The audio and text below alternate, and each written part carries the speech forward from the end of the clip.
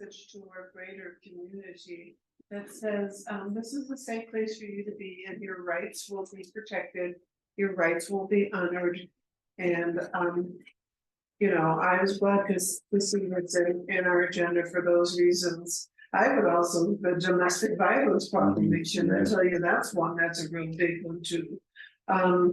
But when the #1 cause of teenage suicides is amongst gay youth or transgender youth, and of course the #1 leading cause of trauma, death, and women is domestic violence. Yeah, those all kind of ring home. But I support this because it puts a message like in our mission statement in the very beginning that we read every month. And our mission statement talks about how, you know, we support our own spiritual vision and the rights of people, and who we are as a community. I think it's very important in this crazy world right now that everybody raise their hand. They just raise their hand because there's just too much threat to gay people's, transgender people's rights right now. And this is just our little town making a statement, just like we protect the rights of nature, we protect the rights of queers. So that's why I'm in favor of it. Okay. Thank you. David? Yeah, I agree with all these statements, and I think we should make. I like the idea of making statements that really show that we support all of our brothers and sisters, especially people who need support because they're oppressed. I wonder if like signing when we sign on to something, when we like echo a proclamation that's not ours, I don't exactly know what the pride movement is, and I sense that there's a lot kind of balled into that that's controversial. I'd rather us just make our own heartfelt statement rather than tack on to somebody else's, which carries a lot of stuff with it. You know what I mean?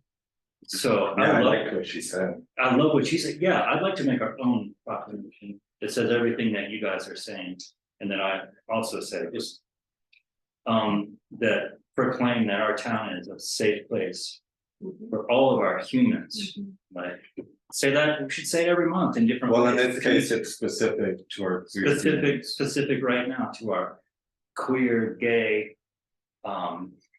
everybody on that entire spectrum. Like you guys are better at saying it than I am, but I'd rather do that than say this is Pride Month, because Pride Month carries a lot of stuff with it that I don't know that all of our neighbors want to get behind. That makes just because of the political thing, just saying as like BLM, of course it seems so great, but then there's stuff that goes with it, and I just want to be careful about that. I did reference Pride Month in my agenda memo. However, I don't think that there's any actual reference to it in the proclamation itself. I think the proclamation there's it is. Oh, it does specifically reference Pride Month.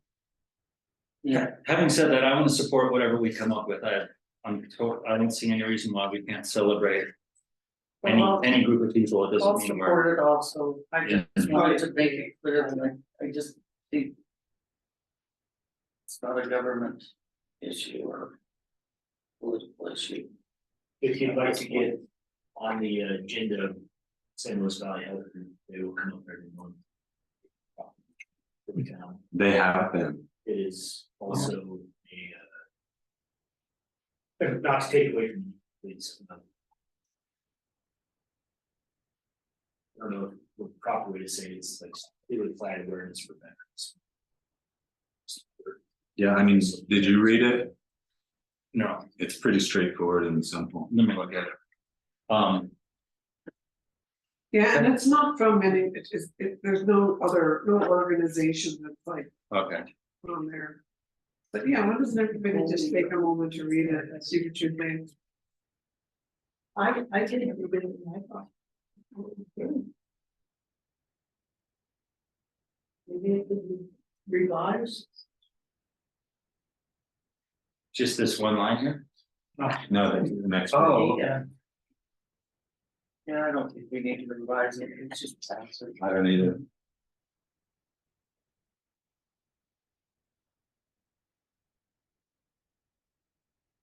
I make a motion.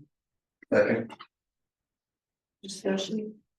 Any more discussion? Yeah, thank you, everybody, for having that conversation. All in favor? Aye. Those against? Proclamation will be issued. Now, I think for the last two, we have not done this, but from speaking to Allison, I think that we are supposed to read these proclamations aloud during the meeting when we pass them. So I can go ahead and read that for you. Town of Crestone LGBTQ plus and Pride Month proclamation. Whereas the Crestone Town Board of Trustees of the Town of Crestone recognizes and proclaims the month of June 2023 as lesbian, gay, bisexual, transgender, and queer Pride Month throughout the Town of Crestone. And whereas the Town of Crestone supports inclusion and social movements that advocate for LGBTQ plus people in society. And whereas all human beings are born free and equal in dignity and rights. LGBTQ plus individuals have had immeasurable impact to the cultural, civic, and economic successes of our town, state, and country. And whereas the Town of Crestone is committed to supporting visibility, dignity, and equality for LGBTQ plus people in our diverse community. And whereas while society at large increasingly supports LGBTQ plus equality, it is essential to acknowledge that the need for education and awareness remains vital to end discrimination and prejudice. And whereas this nation was founded on the principle that every individual has infinite dignity and worth, and the Crestone Board of Trustees calls upon the people of this municipality to embrace this principle and work to eliminate prejudice everywhere it exists.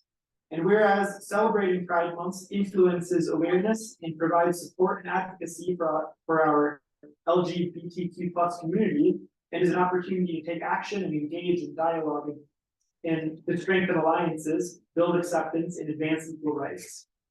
Now, therefore, be it resolved that the Crestone Board of Trustees hereby proclaims the month of June 2023 as Pride Month in support of the LGBTQ plus community. If I could make a suggestion that we remove 2023 and just have it proclaims the month of June. And that way it just carries over year to year. Rather than designated maybe this year. Well, I think technically, as a legal document, a proclamation is only effective for the year that it's passed. Okay, never mind. Just by nature of being a Never proclamation. mind. Thank you. I just want to say one more thing, where it says our LGBTQ plus community, I mean, is that a separate community? Or are we all one community? Both. Yeah. I don't like that it's like separating, like there's you guys and like, I'd rather see it like more of an acknowledgement that we're all. I love some of the wording of this though. Yeah. The people I know and love that are part of that community are part of that community. And have had to support themselves and each other and not form a separate community, but you know, it's a culture that they belong to. And I don't think there's anything negative. Yeah. Any more discussion? Let's move on. Next item is the Sky Committee. And we had a reading for the committee last Wednesday. And the first thing that I want to mention is location of the 2023 National Dark Sky Celebration, which will be on August 11th. I thought it was August, either The Friday, August 11th, or Saturday, August 12th. Well, I didn't know when we had a street place. No. He said that, we reserved, The date you talked about was Saturday the 12th with an alternate Sunday the That's right. 13th. Well, I said Saturday. And then. Yeah, I thought you didn't have this Friday. Okay. that's okay. But yeah, we have permission to do that in the charter school, to be a good place for a stargazing party. So we got a spot. August. August. Yeah. And well, you can explain, but it's gonna be a stargazing event rather than a. And the entire evening will be themed around The start. Saturday, August 12th, with the rain date on the 13th in case it's cloudy. And I wish you would, thank Thomas for allowing us to have the event there. That's huge. That's gonna make a huge difference in the community by, in the event by having it at the charter school. So the next item is the 2023 Crestone Dark Sky lapel pins. Searching what, Thank you, everybody. thank you, have a good day. Take care, Jeff. I just have one question, is there gonna be a parade for that? 5 months? Just a question. Do you know anybody putting one together? No, I'm just got the town's not throwing me out. Okay. All right, I'm just asking. but if somebody wanted to do one, then I think Appreciate all of y'all's. Thank you. Take care, Jeff. Okay, Steve, well, All right, well. So I kind of jumped into this pin design without conferring with the entire board, but did confer with the Dark Sky Committee. Yeah. So this is the pin design for Crestone Dark Sky Fest 2023. So Push it up a little. you see it all right? So if I get this turned in, we'll say within a week, we get 20% discount, so it'll be more affordable than last year. I think it was $637 for 300. We've sold over 200. We're in the black with last year. And with each fest, we'll probably move a couple of more. So I got a question, an aesthetic question. Is the white crescent moon too punchy? Because I'm thinking of toning it down just a touch. Huh? Tone it down? What's the vote? Punchy or tony? Pretty, either way. I like an ivory. Rather than I'm- pure white. Yeah, and yeah, I'm not sure which direction I'll go, but it'll probably be neutral-ish and just tone down a little bit. So we ordered 300. We sold at least 200 last year, but we're not doing a street fest this year. So it's going to be, so the festival is going to be more subdued, right? I mean, are we doing a street fest or not? Because we're talking about just focusing at the school in the evening, more or less, on Saturday night, right? If it was Crestone Dark Sky Community instead of Fest, then maybe it would sell all year long. Well, I mean, I think it'll Since sell we're the not same really either one doing way or a the other, festival but. this year. But I mean, I would just assume, keep it every year, Dark Sky Fest, just so it's uniform. And community. We're 4 letters versus, yeah, it would be hard to. So anyway, any feedback? And I think. do we do 200 or 300?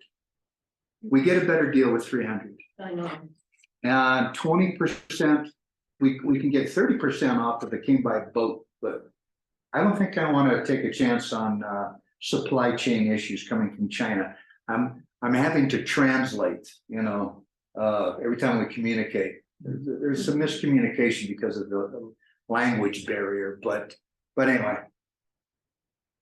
Okay, so it's under $600 this time.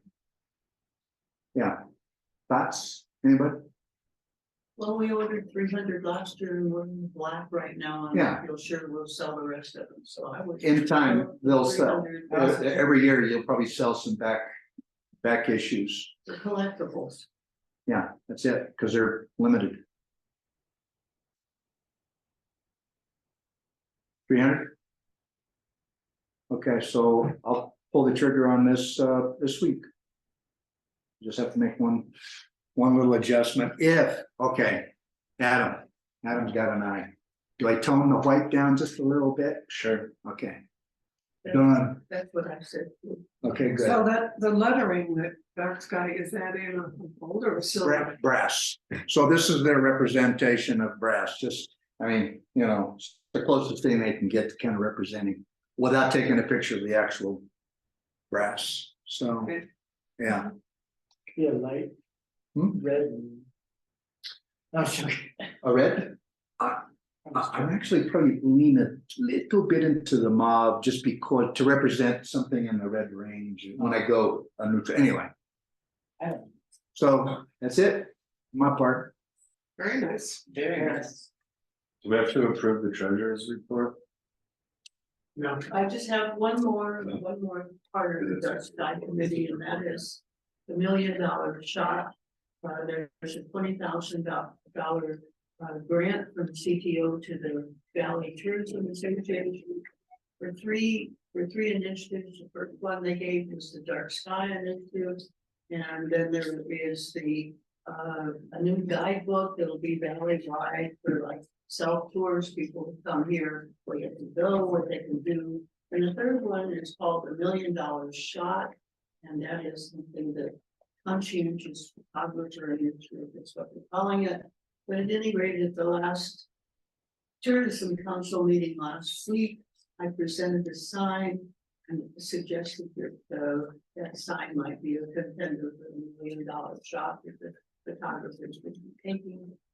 The SLBTA board, we had our meeting scheduled and canceled for last Friday, so I'm still working on it. But I do believe that the sign will be part of that. So, and that, unless there are any questions, is the dark sky committee public. My question wasn't about that, I just wanted to, I wanted to make sure, that we didn't have, because I think that was pretty much the last item, but there was one item that we skipped over that we put in there. Which is the FPM invoice approval and review of town hall renovation plans. So that's item 18. And that one also, similar to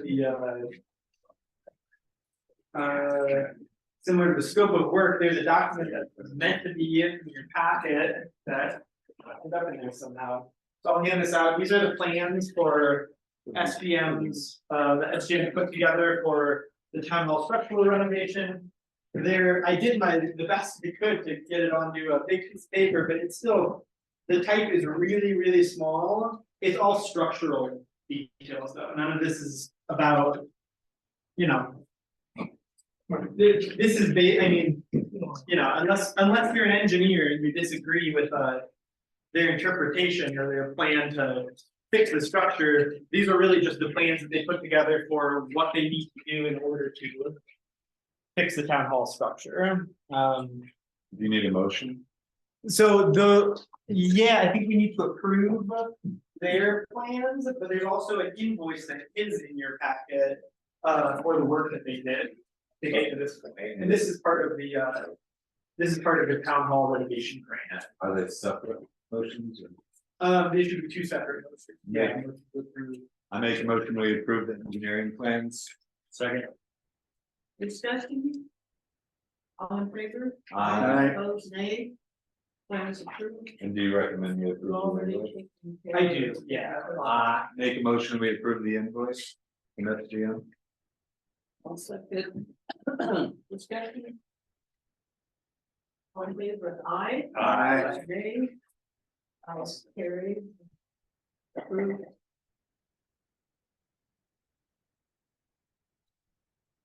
Make the motion, we adjourn. I have one more item, number 9, planning commission reviews. Oh. It's in there. Yeah, I mean, Is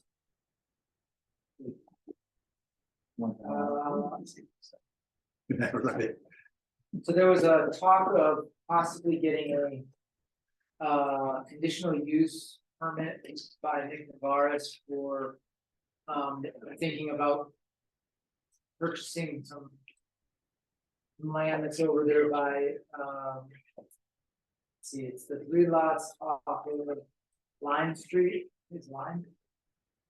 Or That the school down?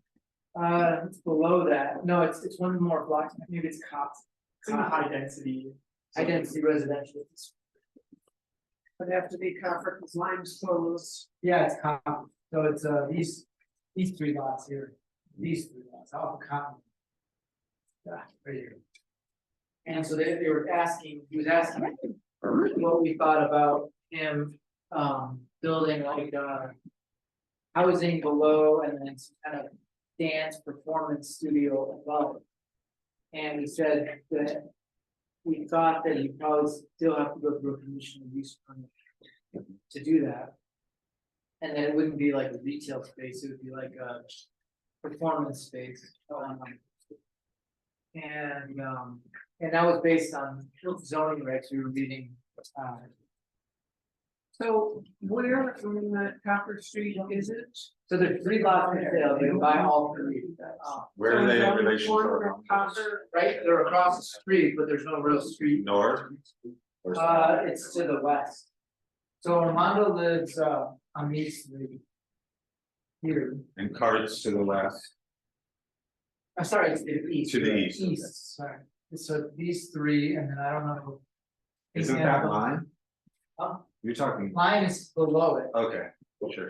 and it's undeveloped, and Okay. then above, and then Cottonwood is undeveloped, so it's actually like a pretty nice, I mean, that was where we were recommending that the county look at, because you can build 6 units there. He said he would, work on everything he had to do to get a conditional use permit. Yeah, it's all about the neighbors, right? It's all about the neighbors, it's all about, following the zoning regs, which are that's all multifamily or? multi-use residential. So that was. But, they don't wanna go through the process of getting a conditional, or buying the land and doing everything without. So what we suggested was.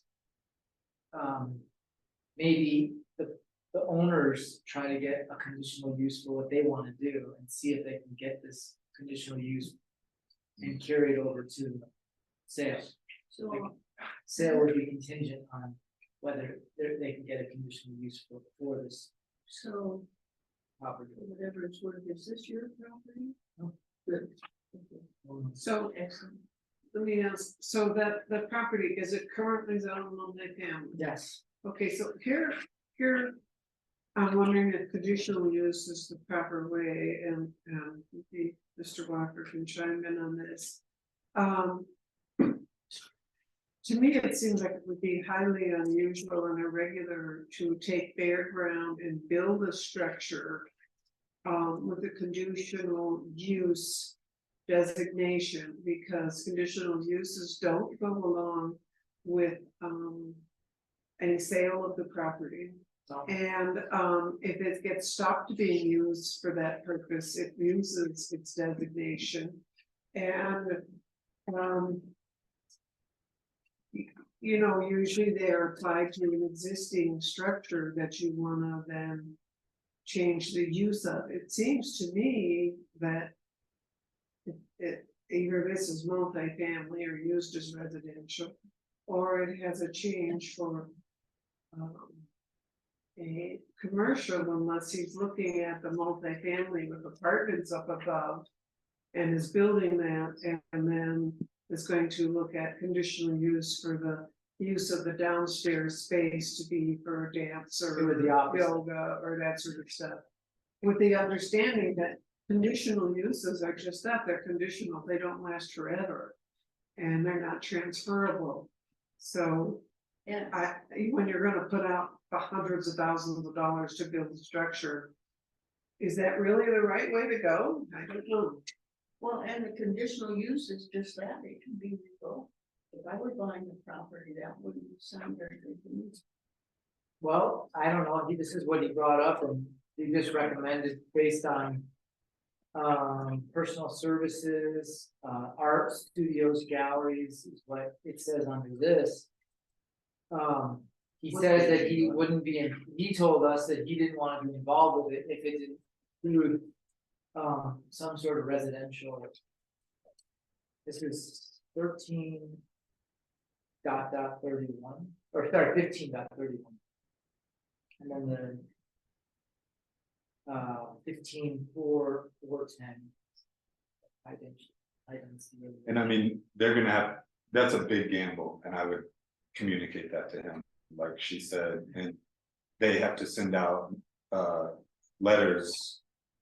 To every neighbor within 500 feet, and that's a lot of neighbors in there. When I got mine, it was, 4 or 5 neighbors, but that's a lot of people who are gonna. Have a lot to say about the traffic there, so it sounds like a big risk, and that he should be communicated that. But also on a personal level, investing in the residential aspect of it is a fantastic investment. Yeah, I mean, he probably could explain it more, this is just what he brought to us, and we didn't really, we can only make recommendations. As a planning commission, so we kind of said. He has to do more research and see the best process for him. A lot of this comes out of Lars's suggestion, because Lars wanted to. Do one down by the creek there, and. I don't know, I don't know if he went through the whole process or what he did, I just remember him saying that he wanted to do some retail stuff there. And then it was like, well, it can't be commercial, because that would be spot, you'd have to actually change the zone, and then the zone. Down there is not bordering any commercial, so it would be, spot zoning. And then he was asking, can we change the zone of that land? And I said, I don't think you would be able to change that zone, because it's, again, not connected to any other commercial, and that's a much bigger process. Well, I know a number of years back, Lars bought that property just uphill from the Mercantile, and that's where he was wanting to put sort of a studio kind of the thing there, and then because of the flood ditch access and things, he decided not to build it there. And that was commercial. Yeah, that would have been a lot. But there again, I just think building something with a conditional use, that's really risky. But I also, and we've sold property here recently that the zone multifamily, and it becomes used as single residential. And we really need the multifamily. I mean, that's one of the reasons why we decided to buy that multifamily property, is because the multifamily property gets bought up and it gets single family housing on there. And so at some time in the future, we might have to look at, okay, making over here multifamily in order to provide that in the town. My own feeling is that just if that kind of activity is a lot of traffic, then it really is a commercial use. So. I mean, he could take a risk and build something, and if he had apartments up above and it had a multifamily or residential nature, and it was just a smaller part of the building, so that wasn't the main focus. I think then the idea of conditional use kind of applies. You put the barber shop in the spare bedroom, but building it with that as its main attention, then if I was a funder, I'd kind of wonder about that. Yeah. I don't know, I mean, this is just, again, what he presented, and this is the only place that we could kind of send them to, was that it does say you can have a well-located, clean, safe home business occupation, so. They're gonna have to do some planning that really appeals to, especially the neighbors. Yeah. It could appeal to us, but if it doesn't appeal to the neighbors, it's making a difference. But when you really look at it, it's only a block away from the commercial area. It is, but you still don't wanna have like a big chunk Yeah. of residential in between commercial. Mhm. And I don't know, I'm sure Seth could tell us the process of rezoning, but it's a lot bigger process. Yeah, it would take months and months. And actually, reason to have it not occur. And so the other thing that came up in the meeting was, Armando was definitely concerned about the speeding in town, and he wanted to know from the planning commission what he could do, and so the recommendation was that he could call the county and see if they have any more of those blinking signs, which I think we've all agreed that we would like if we can get them. They're just expensive, but I remember for some reason the county said they had extra at where that came from. I'll reach out to Road and Bridge about it this week. So that was the main two issues that came up. Could we follow and say some of those estimates for the stop signs with the LEDs? For like $1,500. But if the county has them, I mean, I don't know if you guys have seen, but in the past week, the county has had 3 unmarked and 1 marked car driving around, pulling people over.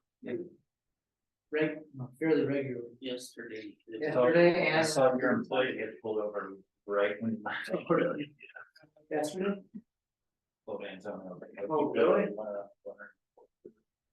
They learned a lesson. He was just warning me about it. Anyway, so, I mean, if they're gonna keep doing that, it's gonna slow people down. That's a good thing, but I think we need a little more, passive ways of doing it. That we have control over, because, we can't call them and say, can we start calling people over more? I think they're gonna go for that. We could get Nancy to pull people. She'd be good When at I it. was code enforcement, I drove my Segway around and I would go up to people's cars and tell them they're flying, you know, and usually people kind of listen, but it doesn't really help them. So before we adjourn, we didn't have the treasurer's report. There was, I guess Lisa left and we need to do that, but I don't know how many of you, I came in last week and got a printed out copy of this material from Lisa, so I could go over it. And again, I spent a lot of time, and I'm not gonna go through all those things, but just a couple of comments. Number one,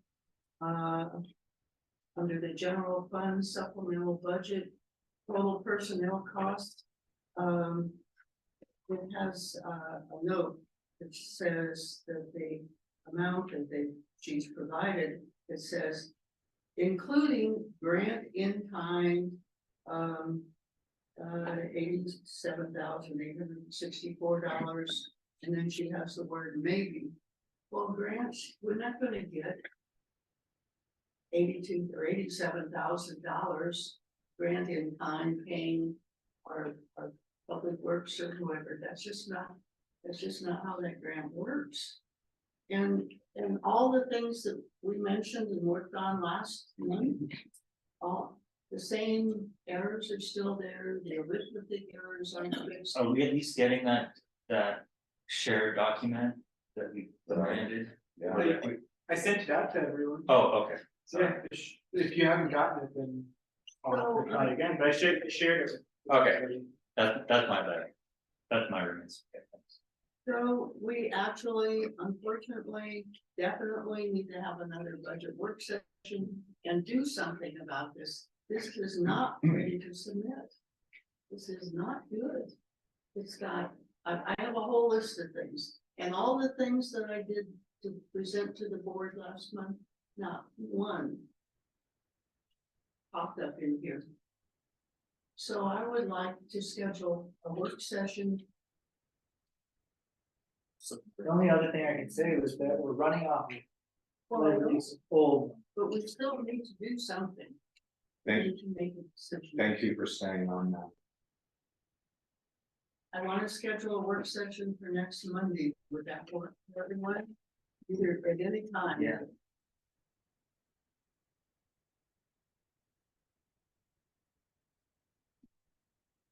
I mean, the question I have is, should we kind of, let this year play out a little bit? And We need to then, do something. I mean, but I mean, we're already on to next year's budget. We're already gonna be, I mean, can we, I don't think we should start working on next year's budget. That we have needs to be. That's for sure. Do you take that one? I think even before the work session. Technically the office is notified in your city work. So I can do. So I think technically, I mean, before we do the work session.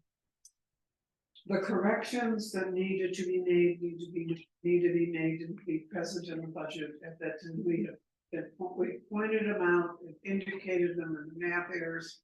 I think we really need to direct the staff to go ahead and make those corrections to the budget. So that when we have a work session, we're not dealing with a budget that still has the math errors. I don't agree with that because I can tell you that according to CRS 29-105 something requires that the town submit the corresponding actual figures to the last completed fiscal year when creating a budget for a given year. And my memo last month at the last meeting, the 2022 actual year's numbers on the supplemental budget have never been changed. There are a number of things that I think we should have a budget work session to make sure that we have everything in here that we want to change. And then give it to the staff, I just think that the math error should have been cleaned up. but it's more than the math errors, and yes, it should. Steve? I mean, I kind of agree. If we're expecting the corrections to be in there now, how come? How come they can't make the corrections before we have our next meeting? Because, well, we can, but there's still some other things to do, so I think it's more efficient, time saving. To have a meeting and go through things so that we have what we consider the final corrections to give to the staff and have them do it. And I would like to schedule a work session for next. And can that meeting, can we like bring our laptops and like see that document live and push those numbers around, like right in the meeting? You might be able to create a Google sheet that every time you update it, it sends it to us. Live. So yeah, the one that I shared with you guys is a live document. And you can go to revision history and see every change that was made and when. It's the one that we sent out is for comment only, so Oh, yeah. that you guys can't make immediate changes in there, but you can make comments on specific cells that you want changed. But you can probably see the changes, like if we're curious what got changed in the last week or something. Yeah. We'll just see that. Even if we're just in comment mode. Yeah, I think so. You should be able to access that. See, I mean, I would like to know from Lisa why the corrections weren't done by I was today. wanting to ask her that, I mean, we should at least ask her. You know, but it's more than those. there are, but if we're expecting changes, then I'm just wondering why they weren't made is all. So, I don't wanna come in here and have people say. This budget, that your budget work cut still has the math errors that we pointed out 4 months ago.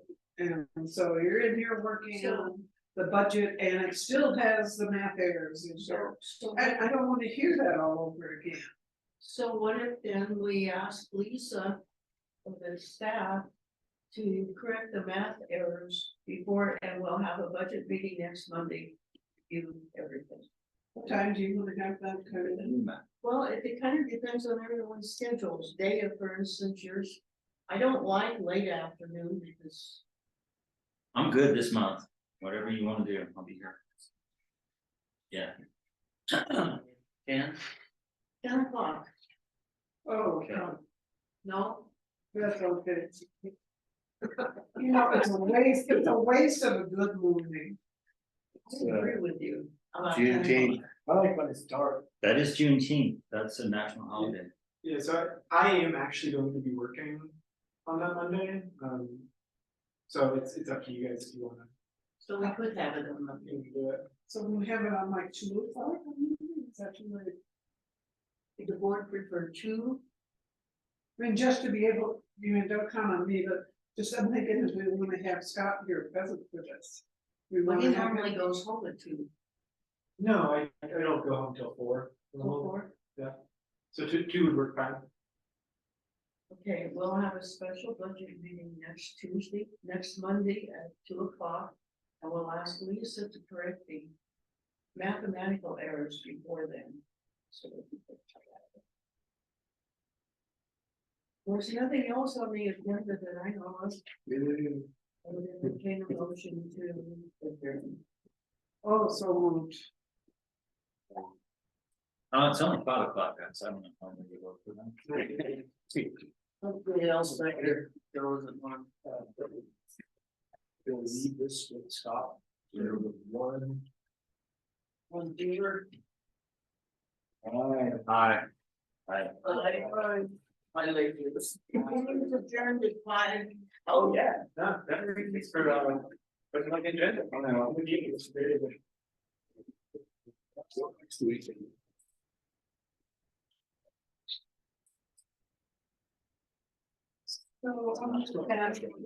Yeah. This, NDA that they,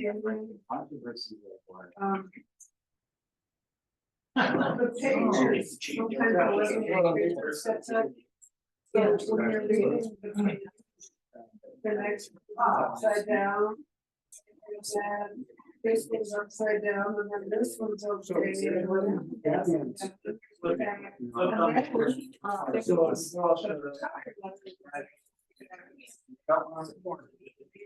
One on one two games. That's not like that. You look at the side that's there. Sorry about that. Nobody in the office. Signed by. Like, one on one's the word, big easement. But it kind of blended in. Oh, this one. Like so big, yeah, you see the name. We should have done it small, it's like so big that it's just started.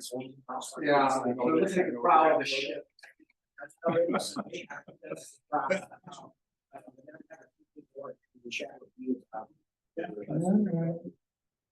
But yeah, every rock. I noticed your road.